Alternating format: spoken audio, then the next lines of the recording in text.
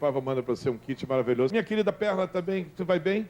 Como é que foi a viagem? Vou bem, foi Você linda. esteve nos Fiquei Estados Unidos 13 agora? dias. Não, na Europa. Fiz Você Europa. estava na Europa? Foi a trabalho? Itália, Suíça foi. Eu soube que foi Fiquei 13 casamento, eu dias. pensei que tivesse sido casar na Europa. Quem dera. Quem dera, né? Você Mas no gravou um momento, DVD não. também? No momento eu estou trabalhando bastante. Antes de viajar, eu estava finalizando o DVD está bem lindo, bem bacana. A Biaba falava que foi feito um DVD novo. É, o Vai João sair Elias quando? foi produzido pelo Prateado, né? Aham. E quem fez o vídeo foi o João Elias, que fez tudo praticamente lá junto com a gente. Até o final do ano deve estar saindo DVD novo agora. É, com É? certeza. Vai A gente sair, com certeza. Eu tô correndo para isso, né? E você muito, vai Natal. cantar o que pra gente hoje? Beijo de cinema. Beijo de cinema.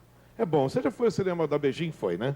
Hein? Lógico, né? No cinema você nem vê o filme, né? Só fica de pegação, aquela coisa toda. Nossa, né? É? Sempre você. É, aí você fica no cinema, não vê nada. Tá certo. Então é beijo de cinema.